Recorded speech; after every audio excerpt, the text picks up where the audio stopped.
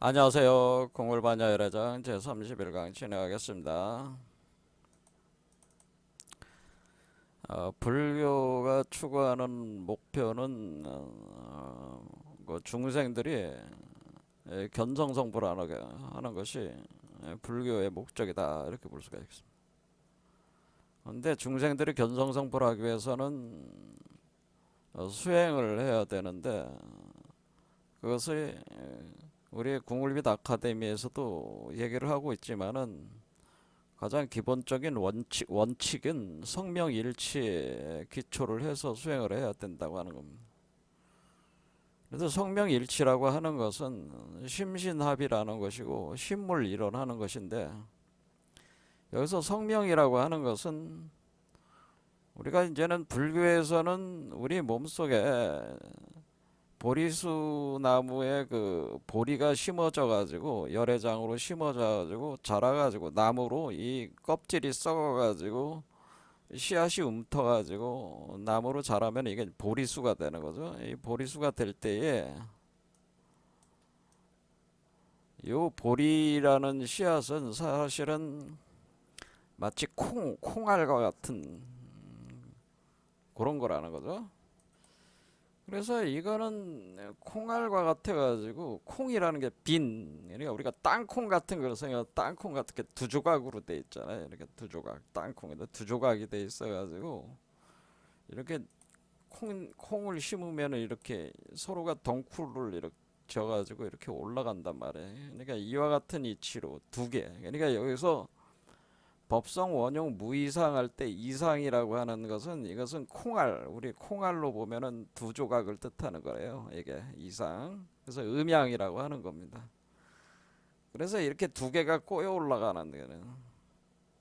그러면서 가운데 중맥이 또 있는 거죠. 중맥을 휘감으면서 두 개가 꼬여 올라가는 그런 개념으로 되어 있다. 그러면 이 조각 중에 한 조각은 지혜의 나무를 표현해 주는 거고, 한 덩쿨을, 또 한 덩쿨은 생명의 나무를 표현해 주는. 그래서 이 지혜와 생명의 나무를 합해서 보리수라고 하는 겁니다. 그래서 이거를 동양에서는 지혜의 나무를 소나무 해가지고 송 잘라 쓰고, 늘 푸른 나무다라고 소나무. 그 다음에 생명의 나무는 잣나무. 그래서 그래서 잣나무 백자를 잣나무를 써가지고요. 그래서 송백이라고 하는 겁니다. 송백. 그거를 이렇게 되면은 요거는 우리가 나중에 이제 해명이라고 하는 해명. 그래서 해명이라고 해가지고 이걸 해명경이라고 또 책이 하나 나오는데, 해명경 쓰는 게 아니라 해명경은 뭐 유화양 선사가 집필한 해명경이라는 책도 있습니다. 요 그 수행의 이치를 담은. 그래서 여기서 해명이라는 게 요 지혜와 생명을 뜻하는 것이다라고. 어쨌든 이 보리수라고 하는 것은 이 콩알, 그러니까 지혜와 생명이 하나가 되는 상태. 요 콩알이 바로 보리예요. 그러니까 이 보리를 특징 짓는 그 비유도 많다고 하는 거죠. 자, 그럼 우리가 이게 그러니까 이상이 되는 거고, 하나였는데 두로 나눠져 가지고 이렇게 다시 하나로 돌아가려면 꼬여 돌아가는 거예요. 그래서 이렇게 성명일치 수행을 해야 돼요. 그래서 성명일치를 수행해야지 완전해질 거 아닙니까? 이상으로 된 거를 무이상으로 다시 돌릴 거 아닙니까? 두 개를 합해야지. 그래서 이 성명의 성은 바로 결국엔 성명의 성은 본성을 닦는 거기 때문에, 본성이 마음으로 되고, 그 마음이 심식이 되면은 그 심식을 지혜로 전변을 시키는 거예요.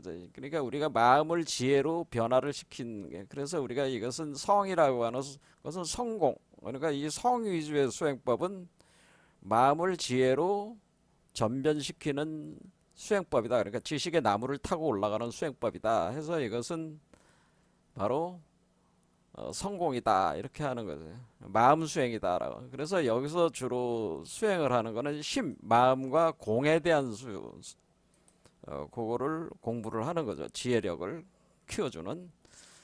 명이라고 하는 것은 결국 몸수행이다. 그래서 우리 동양에서는 그건 선도로 표현이 되는 선도.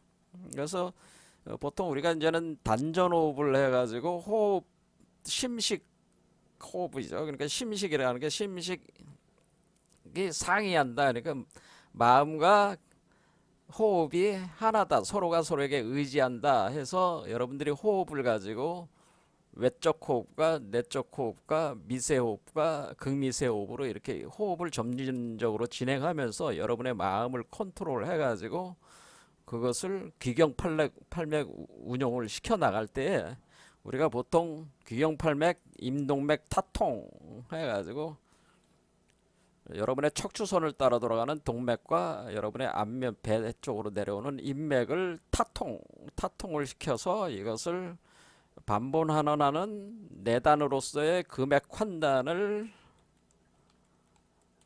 제조를 하는 거죠. 몸에다가 제조를 해가지고 금액 환단을 통해서 양신을 구현을 해가지고 그것을 출퇴시키는 거예요. 그래서 연정화기, 연기화신, 연신환호법이라고 이렇게 정리가 돼 있죠. 3단계에 걸쳐서 진행한다. 그래서 이것도 상세하게 돼 있는 거죠. 그래서 이 불교는 성공 위주로 주로 해왔다는 거예요. 그리고 선도는 명공 위주로 돼 있다. 그래서 이거를 그 점차적으로 중국 쪽에서 선불합종해야 된다는, 선과 불이 그 선이라는 건 명공이고 불이라는 거는 성공이니까 이것을 합해서 합하는 것을 가르침의 종지로 삼는다라고 하네. 그래서 선불합종 수행이 성명일치 수행이라고 하는 거죠. 이것을 추구하는데, 그런데 이것은 이제는 명공에서 주로 사용하는 우리가 선도 수행법인데, 이것이 불교에서는 사실상 이것은 밀종으로 발전을 합니다. 밀종. 그러니까 우리가 티벳 밀교 같은 거, 대표적인 티벳 밀교가 밀종인데, 밀종에서는 성공을 토대로 해가지고 명공을 수행하는데, 그 명공 수행은 뭐예요? 이것은 삼맥칠륜에다가 명점이라고 해서 명점 수행. 그래서 여기서 내단이라고 하는 것이 명점에 해당됩니다. 내단. 그래서 이 선도에서의 내단이 명점인데, 삼맥칠륜.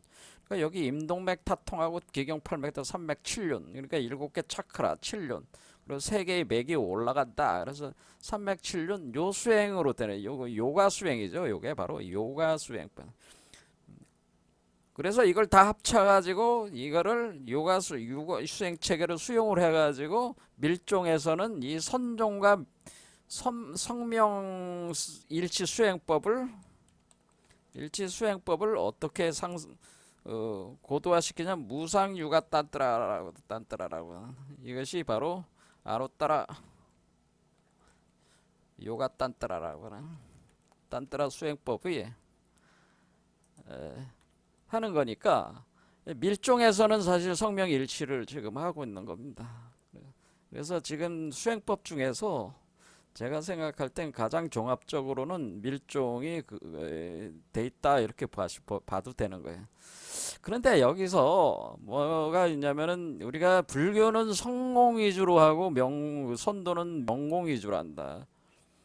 그리고 선불합종 또는 이렇게 밀교처럼 아예 성명일치를 무상유가 딴뜨라로 그것을 가르침을 완성을 해가지고 이제 진행을 할 때, 여기서 성공에 해당되는 방법이, 성공에 해당되는 것이 바로 보리 도차제 광론이라고 하는 쫑카파 대사라고 하는 분이 계신데, 쫑카파.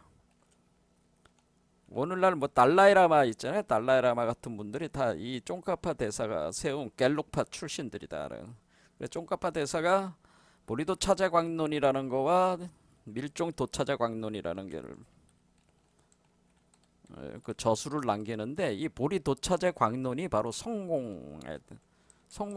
그러니까 우리가 중간학과 유식학에 기초한 그 심공수행에 대한 거고, 밀종 도차제는 이 명공.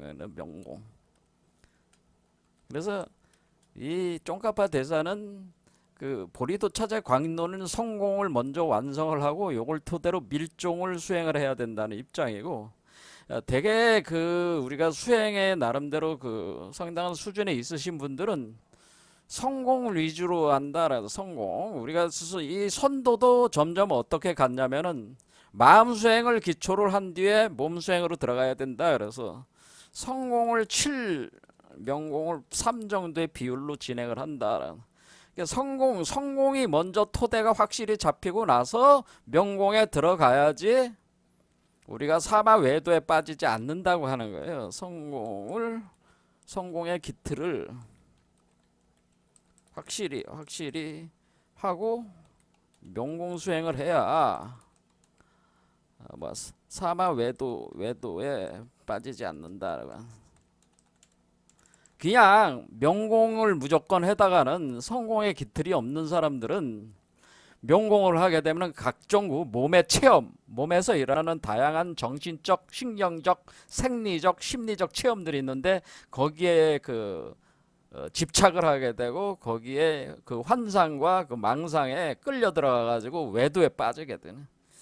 그리고 성공을 하는 사람, 그 성공에 집착하는 사람들은 관념론에 빠져서 공허한 얘기를 남발을 하다가 빈 껍데기 실증이 안 되는, 몸으로 실증이 되는데 실증이 안 되는 걸로 또 여기로 끝나버리니까 반드시 성명일치로 가야 되는데 어쨌든 성공을 7 정도 비율로 중심을 삼고 명공을 부과를 해가지고 이것을 완성한다.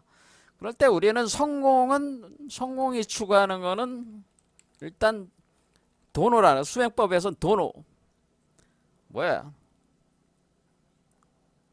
도노라는 게 뭐야? 아주 그 갑작스러운 깨달음이죠.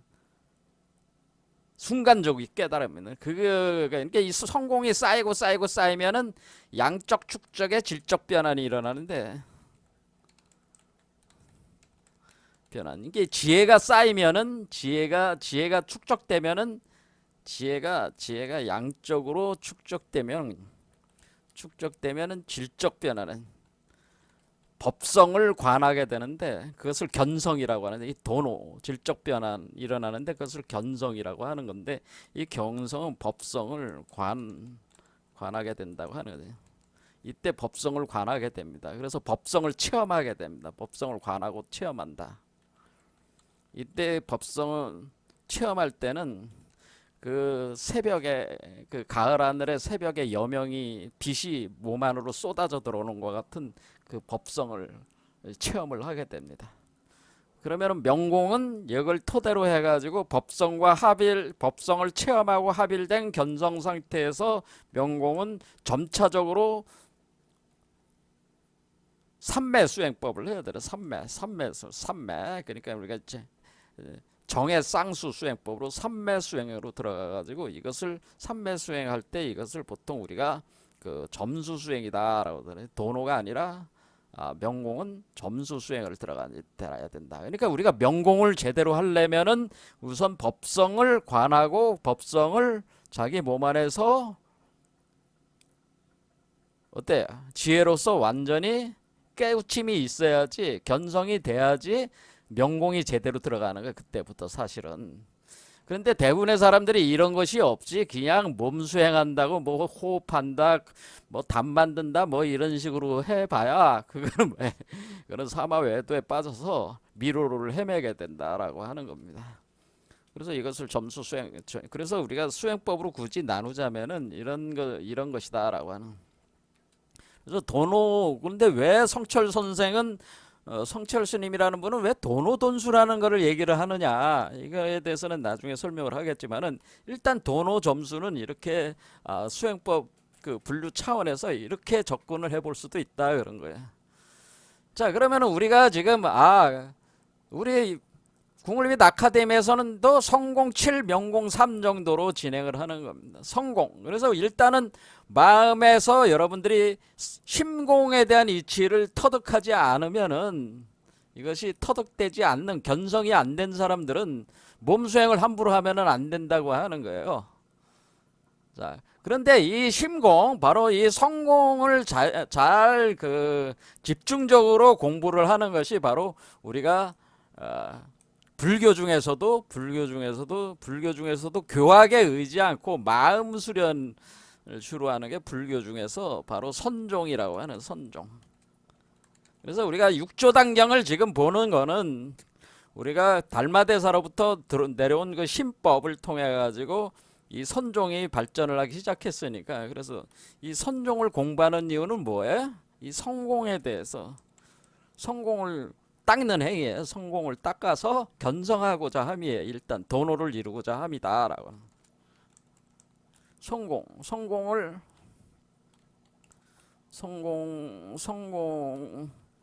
성공을 통해 견성 도노 견성하는데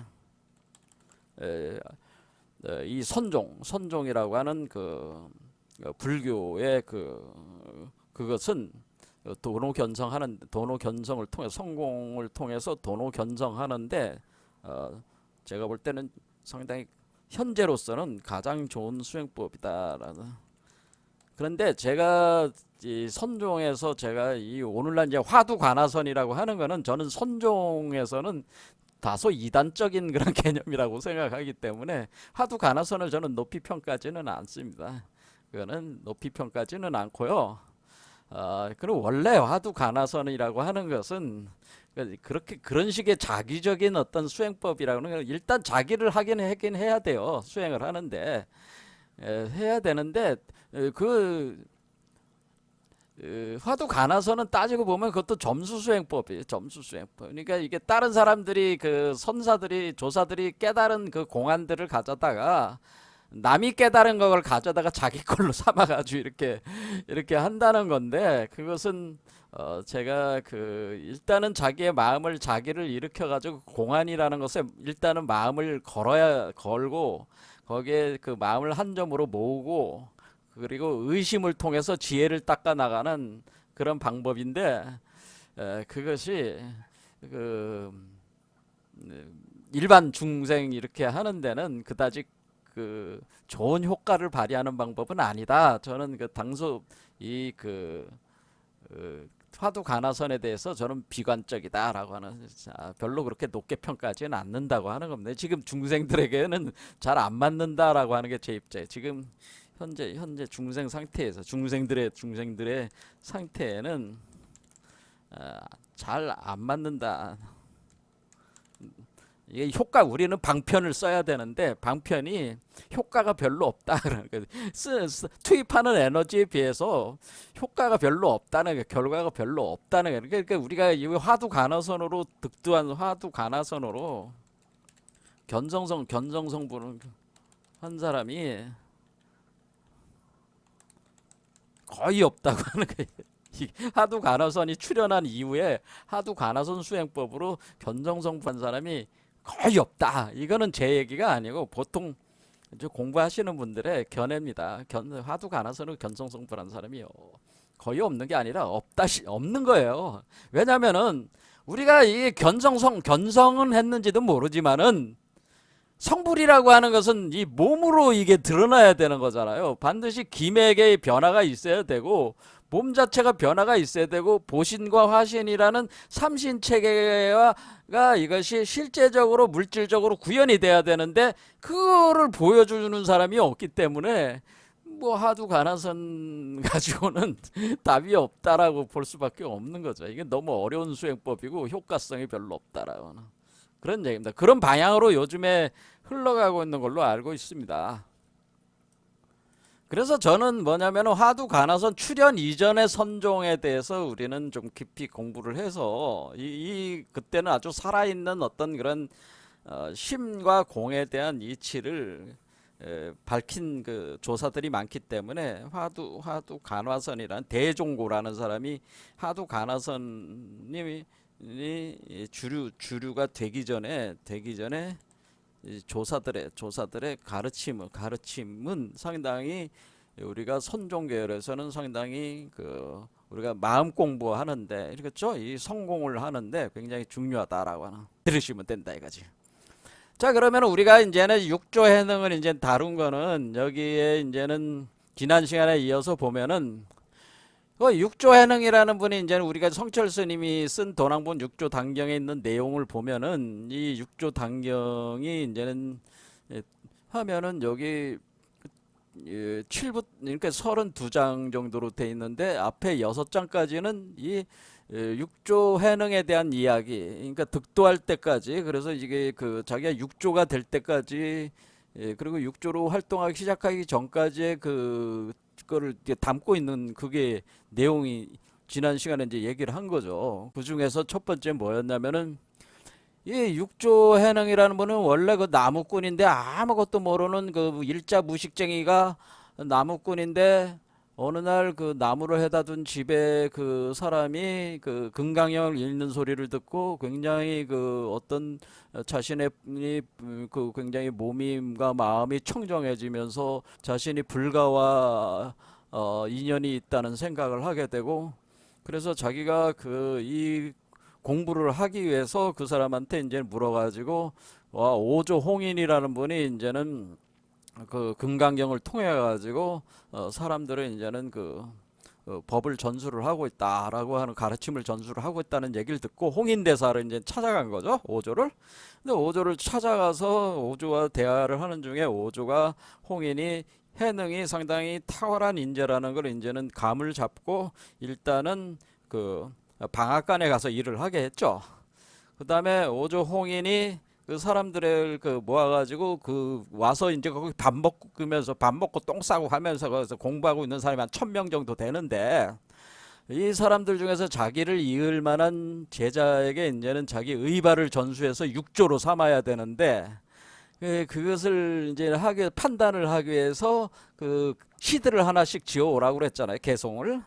그런데 이 1000명이나 되는 문인들이 생각을 하기에는 지금 상자성으로 지금 있는 그 신수라는 사람, 이 신수라는 사람이 워낙에 탁월한 사람이니까 이 사람이 당연히 그 육조가 되지 않겠냐, 이런 생각을 해가지고 사람들이 시를 안 썼어. 그러니까 아무도 제출하는 사람이 없는 거야, 개송을, 오도송을. 그런데 이제 신수도 이렇게 다들 제출 안 하니까 자기가 제출해야 되는 거냐 뭐 이런 고민을 하다가, 이거는 내가 이렇게 제출하면 뭐 내가 욕심이 있어가지고 육주에 욕심이 있어서 이게 탐하는 마음을 내가 또 이렇게 하면 이건 뭐 이런 식으로, 이거는 이게 신수의 어떤 그 개성을 이제 보여주는 거죠. 이게 과감하지 못하면서 이렇게 맛을 보는 이런 특성을 보여주는 거죠. 그렇죠. 한마디로 자신이 없는 거야, 사실은 어떻게 보면은. 그렇죠. 그러니까 이게 신수는 몰래 자기가 이제는 그 벽에다가 실을 딱 그 개성을 붙였다 이거예요. 그래서 홍인이 알아주길 바란 거죠, 말을 하지 않아도.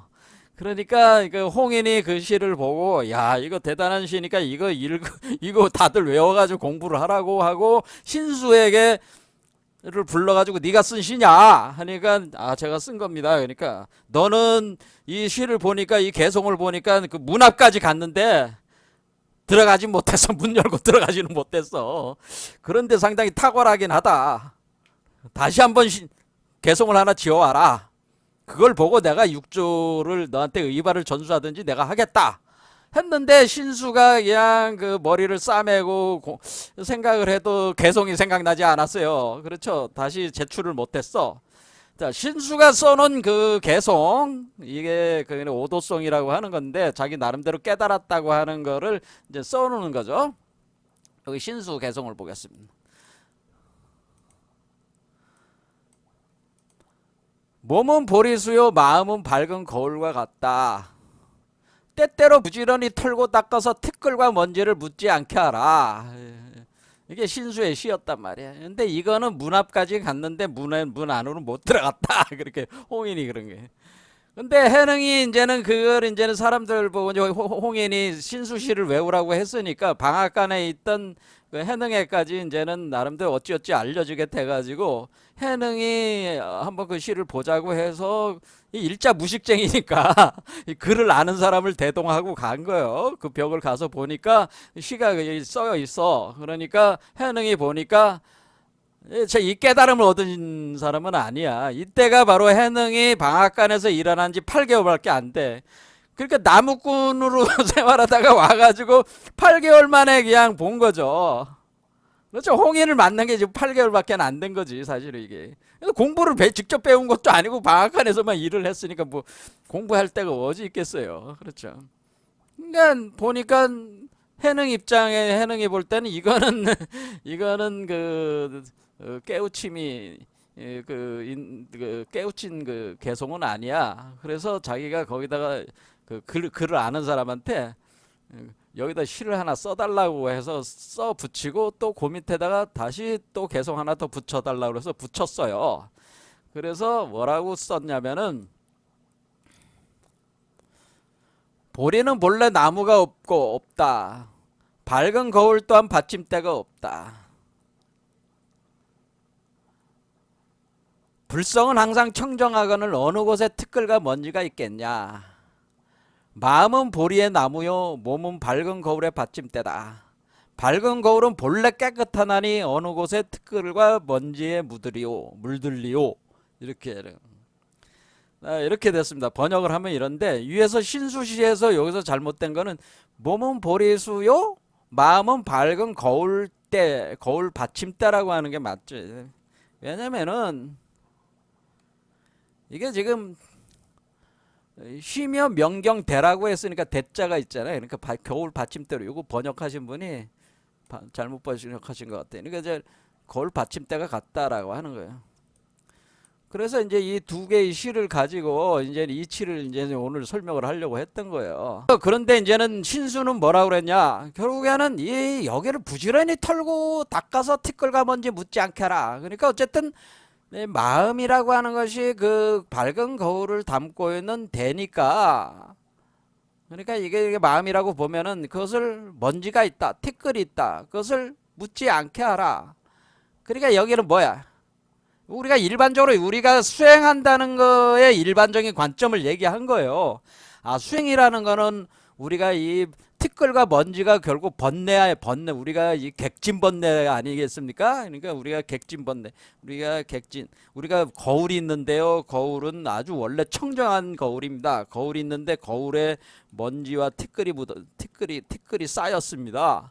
그래, 먼지와 티끌이 바로 뭐예요? 이거 번뇌라는 거네. 번뇌. 이 번뇌가 쌓여져. 집착 번뇌가 쌓여가지고 이 집착 번뇌는 원래 객진 번뇌라고 해가지고 원래 이 거울과는 상관없이 바깥에서 먼지와 티끌이 와가지고 그냥 붙어 있는 거다 그런 얘기죠. 근데 거울은 원래 청정한데 원래 깨끗한데 그렇죠. 여기에는 원래 이런 개념이 거울은 원래 깨끗해. 그런데 먼지와 티끌이 번뇌가 바깥에서 와가지고 쌓였어. 티끌이 와서 붙었어. 와서 쌓였다고 하는 그 관점이 있는 거죠. 그래서 이것을 바깥에서 들어와서 이렇게 쌓여있는 객진번뇌, 객이라는 게 뭐 손님이다 이거지. 이 번뇌라는 건 손님이야. 그러니까 이게 뭐 주인이 아니야. 거울이 주인이고 티끌은 손님인데 손님이 와서 쌓였어. 그러니까 이 손님들을 어떻게 해야 돼? 손님들을 내쫓아야지. 그래서 티끌과 먼지를 묻지 않게 하라는 거는 뭐예요? 이 티끌과 먼지를 닦아내자 그런 얘기예요.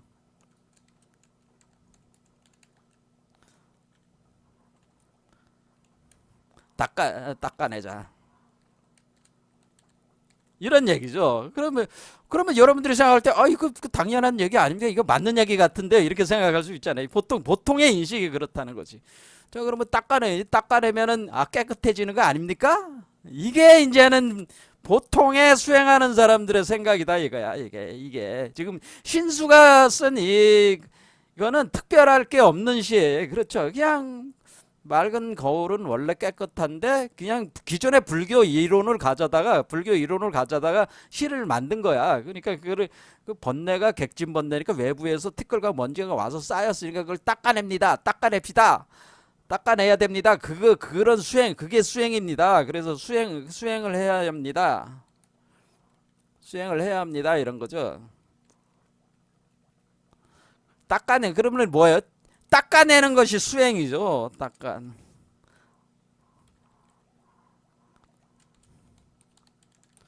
수행이다 이렇게 된 거예요. 닦아내는 게 수행이다. 그러니까 열심히 닦아내는 게 수행이에요. 그러면 열심히 닦아내는 그 수행을 해야 된다라고 하는 겁니다. 이해가 되시죠? 자, 그러면 열심히 닦아내는 것으로서 과연 그 번뇌망상이 없어질 수 있느냐라고 하는 거를 우리는 생각을 해야 됩니다. 과연 수행으로서 견성에 도달할 수 있냐라고, 이런 수행으로 과연 깨끗해질 수 있냐, 번뇌망상이 닦아질 수 있냐라고죠. 제거되느냐, 뭐 이런 거예요. 이런 수행으로 번뇌망상이 제거될 수 있느냐, 이런 걸 물어볼 수가 있는 거예요. 바로 여기서 우리 해능은 뭐라고 얘기를 하는 거냐면은, 이런 수행으로는 번뇌망상이 제거가 되지 않습니다. 그러니까 이 해능이 얘기하고 싶은 거는 뭐냐면은, 이렇게 거울이 깨끗한데 그 거울에 먼지가 묻어가지고 그 먼지나 티끌이 묻어서 티끌을 닦아내는 이런 수행으로 번뇌망상이 제거되고 깨끗한 거울이 모습을 드러내게 한다. 이게 한다. 이런 방식으로 되는 게 아니다. 되는 게 아니다라고 하는 것이 바로 해능이 통찰을 한 거야. 그렇게 되는 게 아니야. 자, 번뇌망상이 왜 생겼어? 그런 얘기죠. 번뇌망상이 그러면은 여기서 여기 뭐예요? 자, 여기는 먼지와 특걸 번뇌라고 하겠습니다. 번뇌, 그러니까 번뇌망상이라고 하겠습니다. 그럼 번뇌망상이 왜 생겼습니까? 이렇게 물어야 되는 거죠. 번뇌망상이 왜 생긴 거예요? 이렇게 물어야 되는 거예요. 그럴 때 번뇌망상이 왜 생겼어? 번뇌망상이. 여러분, 번뇌망상이 왜 생겼어요?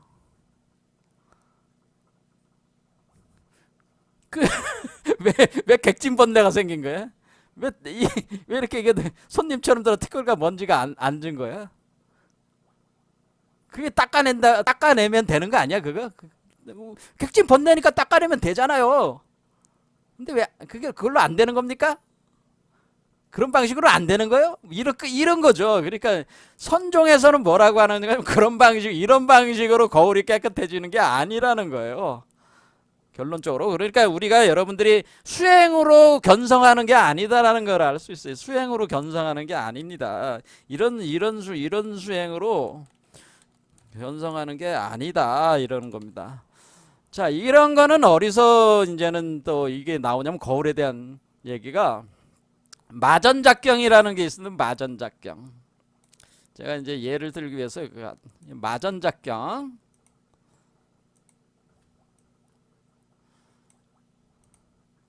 오늘 할 얘기가 많은데 벌써 49분이나. 마전작경이라는 게 뭐냐면은, 이게 마조라고 하는 게, 마조도일이라는 분이 계신데, 여기 우리가 이제는 그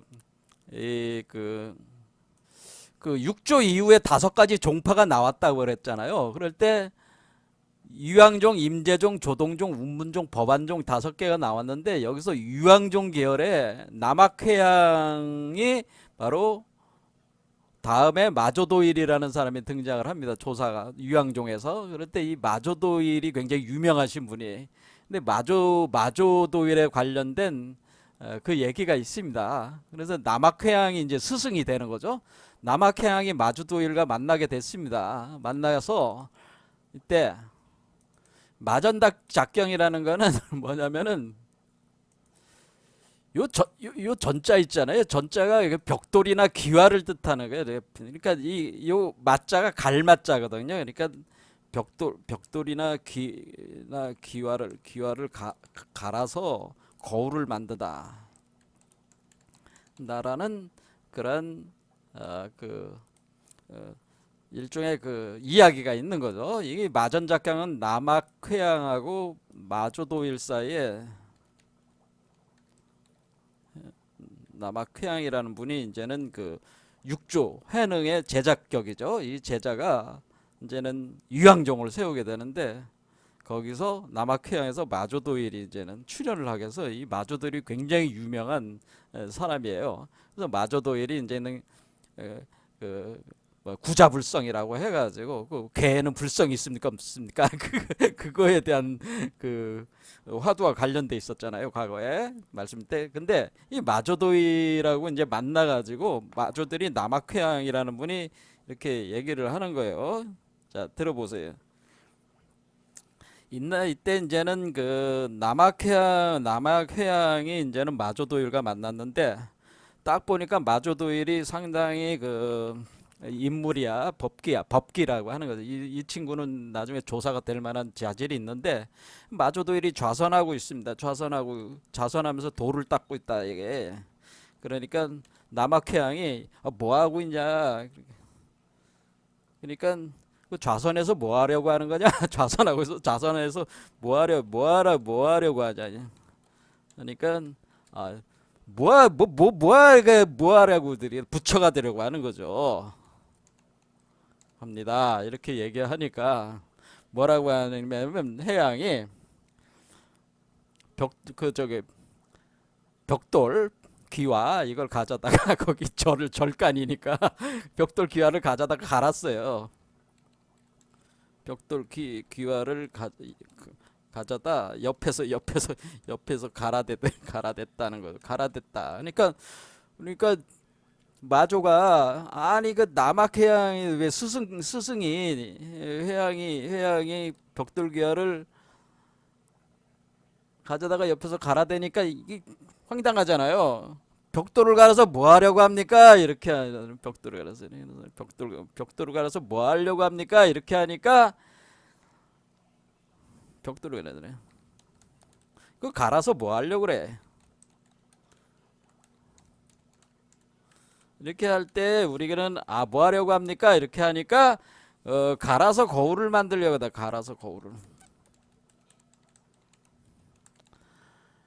갈아서 거울을 만들려고 그래. 그것이 마전작경이에요. 그러니까 마조가 황당하더니 아니 벽돌을 간다고 어떻게 거울이 됩니까? 그러니까 회양이 뭐라 하냐면은 벽돌을 갈아서 거울이 될 수가 없는데 좌선한다고 부처가 될 것 같아. 부처가 되겠냐? 좌선한다고 부처가 되는 게 아니다라고 하는 거죠. 그러니까 그러한 수행으로는 그러니까 여기서 지금 뭐라 그랬어요? 예, 그러한 수행으로는 그렇게 그렇죠. 지금 마조도일이 하고 있는 수행은 그 명경 그 깨끗한 거울에 있는 먼지 특허를 닦아내는 거와 같다는 거예요. 그런 수행으로는 부처가 될 수가 없다는 얘기죠. 그렇게 좌선한다고 해서 그렇게 수행을 한다고 해가지고 그게 부처가 될 수가 없다라는 거죠. 그렇게 부처가 될 수가 없는 것이다. 그걸 가르쳐주기 위한 거라는 거예요. 그러니까 마조가 이제 대답을 할 수가 없었어요. 그러니까 회양이 말했어요. 그대는 좌선을 배우려는 것이냐, 좌부를 배우려는 것이냐.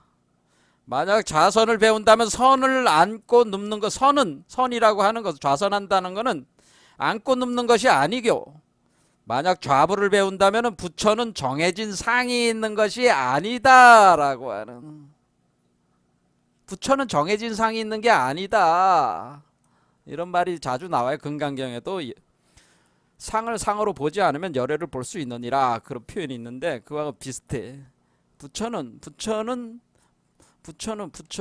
정해진 상이 있는 것이 아니다라고 하는 거죠. 아니다. 아닌데? 아니니 무주법에 있어서 마땅히 취하거나 버려서는 안 된다라고 하면서 그대가 만약 좌부를 한다면 이는 곧 부처를 죽이는 것이요. 만약 앉아있는 모습에 집착한다면 그 이치를 요달하지 못한 것이다. 여기서 무주법이라고 하는 얘기가 나왔습니다. 무주법. 자, 우리는 머물지 않는 법. 무주법. 무주법을 닦아야 된다는 거죠. 무주법. 그러니까 어떤 정해진 상에 머물지 않는다는 거예요. 어떤 상이든지 정해진 상에 머물지 않는 무주법이다라고 하는 거예요. 그러니까 어떤 그 좌상이나 어떤 상에 집착하지 말라는 얘기. 그러니까 이걸 듣고 마주가 깨달았어요. 또 물었어요. 도는 색상이 아닌데, 도라고 하는 것은 어떤 상이 있는 것이 아닌데 어떻게 해야 그러면 볼 수가 있습니까? 이렇게 물으니까 심지 법안으로 도를 볼 수 있으니 무상삼매 또한 이것이다 라는 심지 법안이라는 표현이 나왔습니다. 심지 법안. 심지 법안이다라고 해서 심지 법안, 그러니까 법의 눈으로 봐야 된다고 하는 거죠. 법성의 눈으로 봐야 된다는 거죠. 심지 법안으로 관해야 된다고. 이 심지 법안으로 도를 볼 수 있고, 이 심지 법안으로 도를 볼 수 있는 상태를 유지를 하는 그 상태에 계속 머물러 있으면 그것이 바로 무상삼매 단계다. 그 상태가 바로 무상삼매다라고 하는 거예요. 자, 그러니까 우리는 여기서 심지 법안이라고 하는 표현이 나왔잖아요. 그러니까 우리가 법안이라고 하는 게 눈이라는 뜻이잖아요. 법의 눈이 있어야 된다고 하는 것입니다. 법의 눈. 법의 심지 법안으로 볼 수 있어야 된다라고 하는 겁니다.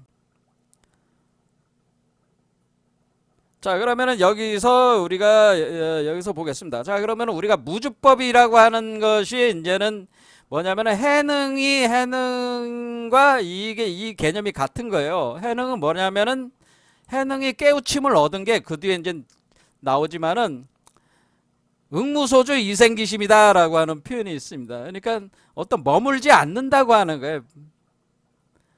마음은 머무는 곳이 없다라고 하는 겁니다. 마음은 그것이 생할 때 그 머무는 것이 없다라고 하는 거예요.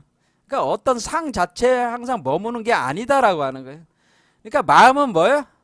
마음은 일어나면서 계속 흘러가는 것이다라고 하는 겁니다. 마음이라고 하는 것은 어떤 고정된 실체가 아니라고 하는, 고정된 실체가 아니라고 하는, 마음은 끝없이 생성소멸한다라고 하는 겁니다. 마음이라는 것은 끊임없이 생성소멸하고 있는데 문제는 뭐냐면은 그 마음이라고 하는 끝없이 생성소멸하는 그 마음을 붙잡으려고 하는 그것 자체가 바로 집착이라고 하는 거예요.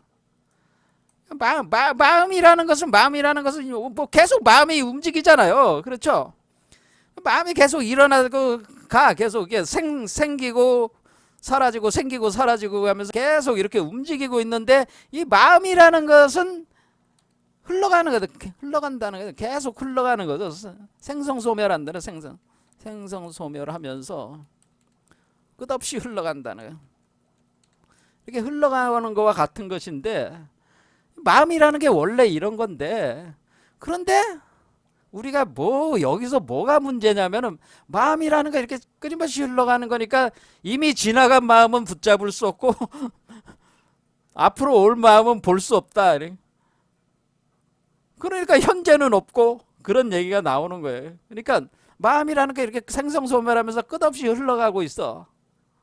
끝없이 흘러가고 있는데 뭐가 있냐면은 우리는 이 마음을 잡으려고 한다라고 하는 거예요. 이 마음을 멈춰놓으려고 한다고 하는 겁니다. 마음을 잡으려고 한다. 이거는 뭐예요? 어떤 고착화시켜 어떤 상에 고착화하려고 한다는 거예요. 어떤 마음을 잡아놓으려고 한다고 하는 거예요. 어떤 대상을 잡아놓으려고 한다고 하는 거예요.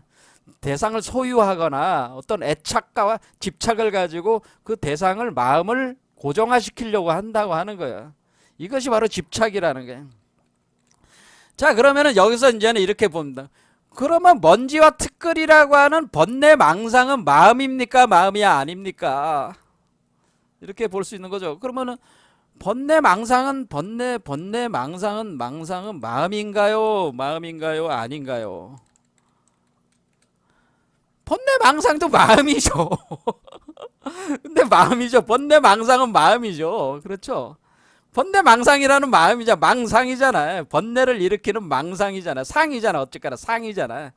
근데 이때 번뇌망상의 마음은 마음인데 뭐예요? 집착되는, 우리가 집착한 마음이라는 거지. 집착한 마음. 그렇죠. 이렇게 집착한 마음이 번뇌망상이야. 그러면은 번뇌망상이 집착한 마음인데 이 망상은 흘러가요, 안 가요?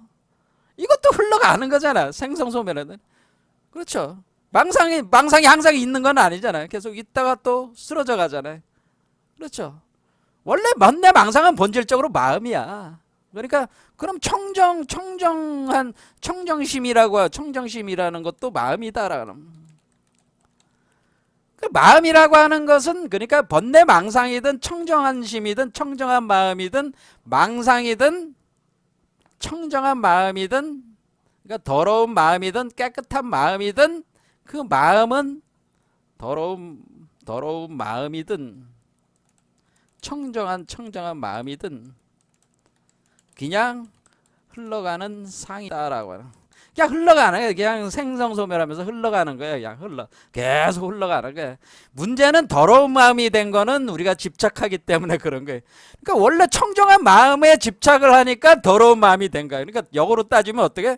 청정한 마음이 흘러가고 있는 청정한 마음을 집착으로 멈춰서 상을 지으려고 하니 이것이 바로 번뇌망상이 됐다는 거죠. 그렇죠? 그러니까 번뇌망상이 따로 있었던 게 아니고 원래 청정한 마음으로 있는데 이 청정한 마음은 그냥 흘러가면 흘러가는 대로 그냥 놔두면 되는데 생성소멸하면 되는데 이거를 집착해서 거기를 딱 멈춰가지고 그거를 애착을 가지고 그것을 시간적으로 그거를 유지를 계속 하려고 한다. 집착해가지고 그것을 계속 잡으려고 하는 거야. 그 마음이 만들어낸 것들은 허상인데 그 허상을 자꾸 잡으려고 한다는 거예요. 허상이라는 거 계속 허상을 만들면서 흘러갈 뿐인데 그 허상을 잡아가지고 고착화시키려고 자꾸 한다라고 하는. 근데 원래는 다 청정한 마음이야. 근데 집착하는 그것 때문에 망상이 된 거야. 그러니까 망상이 문제가 아니고 뭐야? 집착이 문제라는 거죠. 결국에는 망상이 문제가 아니요. 우리는 이걸 알아야 된다는 거죠. 망상이 문제가 아니요. 집착이 문제다라고. 망상이 문제가 아니고 집착이 문제다라고 하는 겁니다. 그렇죠. 자, 이런 관점에서 지금 뭡니까? 그럼 신수가 하는 행위는 뭐예요? 티끌과 먼지를 묻지 않게 한다라고 하는 것은 이 신수는 지금 어떤 거예요? 이 망상이라는 것이 존재한다고 생각하는 거 아니에요? 망상은 그냥 망상인데 허상인데 그것을 존재한다고 생각하고 있잖아요, 지금. 그래서 그 망상을 지워야 된다고 생각하고 있잖아요. 자, 망상을 지워야 된다는 생각을 갖는 번뇌망상을 닦아내야 돼 한다는 그 생각을 가지고 그걸 닦으려고 하잖아요. 이것이 뭐야? 깨끗하게 만들려는 집착이다 이거지.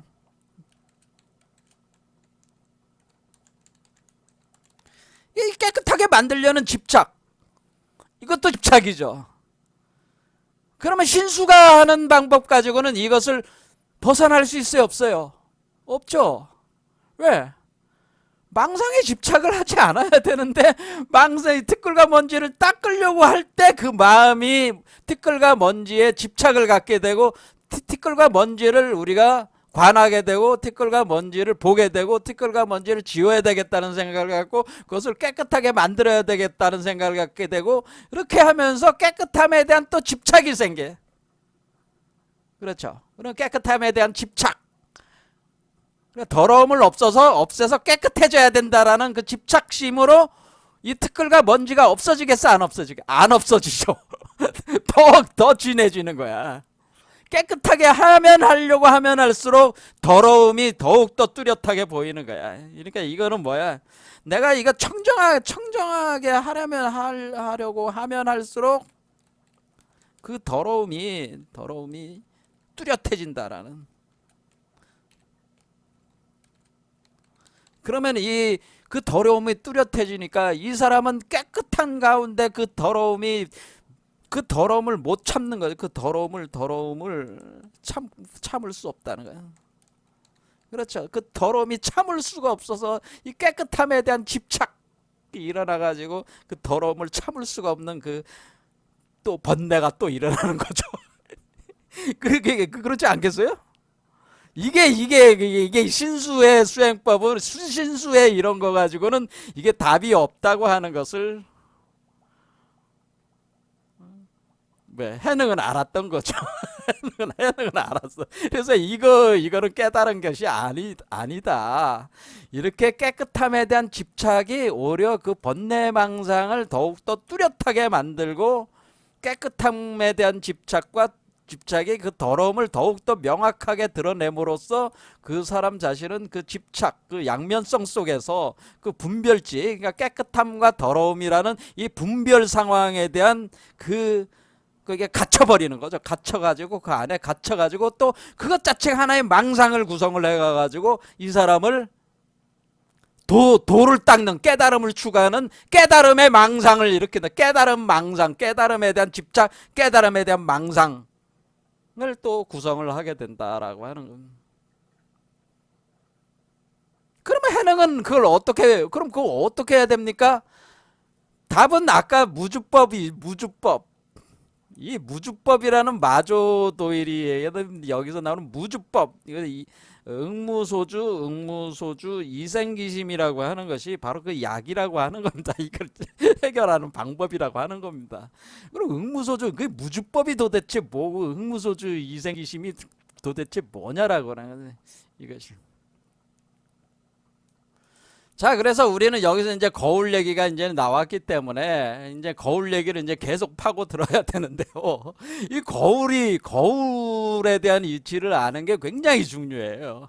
그래서 이거는 이제는 우리가 왜 능엄경에 그런 게 나오는 거야. 연약달다 얘기로. 우리가 왜 번뇌망상에 빠지게 되었습니까? 라고 이런 질문을 하게 됩니다. 우리가 왜 번뇌망상에 빠지게 되고 우리가 왜 무명 속을 헤매게 되고 번뇌망상에 빠지게 됐습니까? 할 때 석가모니가 연약달다의 이야기를 가지고 설명을 해줍니다. 그 연약달다가 그 거울을 봤을 때 그 거울에 누군가가 있잖아요. 자기가 있잖아. 거울에 비쳐 있잖아. 근데 거울에 비쳐 있는 거는 자기라는 생각을 안 하는 거지, 그게. 근데 거울에 비쳐 있는 것이 다른 존재야. 연약달 갔다가는 처음으로 거울을 봤다 이거야. 그래서 연약달다가 보니까 거울 속에 누군가 있는데 그 사람은 머리가 있더라 이거야. 그렇지. 자기 거울을 보고 있으니까 자기 머리지 사실은. 자기 머리가 비친 거 아니야. 근데 연약달다가 자기 머리 저놈은 머리가 있네. 그럼 내 머리는 어딨지? 여러분 머리를 볼 수 있어요? 여러분 자신의 머리를 거울을 봐야지만 볼 수 있잖아요. 그러니까 거울이 없는 상태라고 생각을 해요. 그러니까 거울에 비친 존재가 내가 아니라는 생각을 가지고 있는 사람 입장에서 내 머리는 어딨지? 내 머리가 어딨지? 이렇게 이제 연약달려는. 아니면 내 머리는 도대체 어디 있는 거지? 저놈은 저기 머리가 있잖아. 보이잖아. 근데 나는 저놈은 머리가 있는데 나는 왜 머리가 없지? 이렇게 해서 미쳐버렸다는 거예요. 광증이에요, 이게. 그건 뭐야? 사실은 거울에 비친 게 난데, 거울에 비친 게 나라는 사실을 잃어버린 거예요. 그것을 모르는 거죠. 지혜가 없는, 이게 무명이야. 에? 그래서 광기에 빠진 거, 미쳐버렸다. 그 미쳐버린 것이 무슨 애초부터 미친 병이 있어서 미친 게 아니잖아요. 그게 원인이 돼서 된 것은 아니다 이게. 그리고 그 미친다는 그 현상 자체가 어떤 인연으로 해서 그것이 미친 게 아니다라는 얘기지. 그냥 미친 거라는 얘기지 그게. 실제하지 않는 거라는 거지 그게. 그래서 객준번뇌라는 의미기도 하는 겁니다. 그렇게 미치광이가 됐다 그런 얘기. 자, 이런 얘기가 있고 나르시스 얘기가 또 있습니다. 나르시스. 서양에서는 뭐래? 나르시스가 연못물을 이렇게 보니까 이 나르시스가 이제는 그 요정들의 ним프들의 그 사랑을 받았는데 나르시스는 ним프들을 아주 깔봐가지고 나르시스가 워낙에 잘생기고 멋지게 생긴 미소년이다 보니까 ним프들이 따라다니면서 막 저기 구애하고 그랬는데 나르시스는 콧방귀만 꼈어요. 그래서 ним프들이 이제 화가 나가지고 이제 복수의 여신 네메시스한테 뭘 어떻게 해달라고 했냐면은 나르시스가 처음 존재에게 사랑에 빠지게 해주세요. 그렇게 그 네메시스가 그렇게 해주겠다고 해서 나르시스가 어느 날 막 뛰어다니다가 연못에 딱 물을 먹으려고 딱 연못을 보니까 연못 안에 누군가 있지. 그게 자기죠. 그렇죠. 그래서 처음 본 거야 그게. 연못 안에 있네 누가. 그렇죠. 근데 그게 자기라는 생각을 못 하는 거죠. 그렇죠. 그러니까 이게 사랑에 빠진 거야 자기 자신에 대해서. 그러니까 그 연못이 거울이 되는 거죠. 이게 연약달다의 거울과 같은 거야. 그래서 미치는 거지. 근데 그거는 잡을 수가 없잖아. 포옹해주고 싶고 껴안고 싶은데 이게 잡을 수가 없어. 물속에 이래 해도 이게 물을 휘저어도 그게 안 나오잖아. 그렇죠. 그 갈망, 애착, 집착, 그게 일어나기 시작하는 거죠. 그 대상체에 대한 애착, 사랑, 집착, 갈망. 그것은 뭐예요? 내가 자기 자신이, 그게 자기 자신이라는 게 모르기도 하거니와 뭐예요? 자기가 타자화된 자기, 거울체로 전도된 그 세계에서의 그 자기를, 자기가 투영된 것이라는 사실을 모르고 그것에 대한, 그것이 아름답고 영원하고 그런 것으로서 그것을 인식하게 되고 그것에 대한 집착을 갖게 되는 거죠. 집착, 애착을 갖게 될 때 그것이 일종의 자기애라고 하는 겁니다. 자기 사랑, 자기 집착. 이 자기 집착이 일어나는, 이게 집착. 그래서 나르시스하고 그 서양권에서 나르시즘하고 이 동양에서는 연약달다, 불경에서 하는 그 얘기가 비슷하게 이제 가는 겁니다. 이 집착심이 사실은 그 집착심의 이면에는 뭐가 있는 거예요? 사실은 무명이죠. 자기가 본체고 거울에 있는 것은 투영된 것인데 거울에 있는 것이 실제하는 것으로 착각하는, 그리고 그것을 실제하는 것을 영원히 유지하게 하고자 하는 욕망, 그것을 소유하고자 하는 욕망, 그렇죠. 그런 것, 그 세계에 대한 집착이 계속 반복이 되면서 그것이 업이 되는 거죠. 불교에서는. 그렇죠. 그것이 쌓이면서 그 업 자체가 이제는 관성화가 되면서 우리가 윤회 속으로 계속 돌아간다라고 하는 거예요. 이런 집착이라고. 그거는 근본적인 건 뭐예요? 이 세계는 나의 투영인데, 투영에 불과한 건데, 나의 거울에 불과한 건데, 이 거울 속에 있는 세계가 이 환상의 세계인데 그 실제한다고 자기는 생각하고, 그게 나를 그냥 표현해 준 거는데 내 자신의 본체는, 그러니까 자기가 주인인데 자기는 노예가 돼버린 거지. 노예가 되는 객체 세계에 노예 속으로 들어가 버리는 거는. 그리고 그 세계를 영원히 유지하려는 발버둥을 친다고 하는 거죠. 그런데 그거는 본체가 투영된 거기 때문에 마음이 흘러가듯이 계속 그 생성소멸되고 내나가니까 그것을 어떻게든 영원히 유지하고 싶고 그것을 존속하게 하고자 하고 그렇잖아요. 그것을 확대하고자 하는 그런 욕망 속에서 그 중생들은 고통을 받을 수밖에 없다고 하는 거죠. 그래서 이 세계가 자신의 투영에 불과하다고 하는 사실을 그걸 깨닫지 못하고 있는 거죠.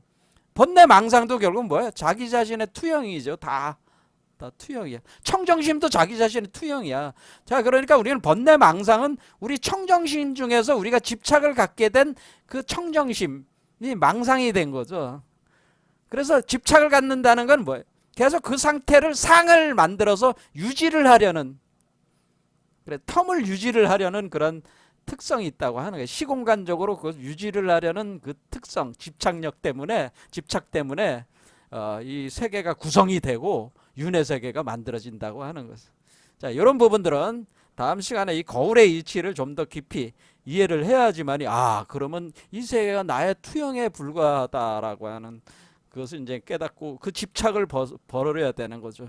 그래서 왜 무심으로 돌아가야 되는지, 뭐 그런 것들을 다음 시간에 이제는 우리가 무주법, 무심법 이런 것, 왜 그것이 이제 지혜죠. 이건 뭐 수행으로 되는 게 아니고 이렇게 열심히 닦는다고 되는 게 아니고 이 지혜력으로 그걸 간파를 해야 되는 거, 통찰해야 되는 게, 그래서 이걸 도노라고 하는 겁니다.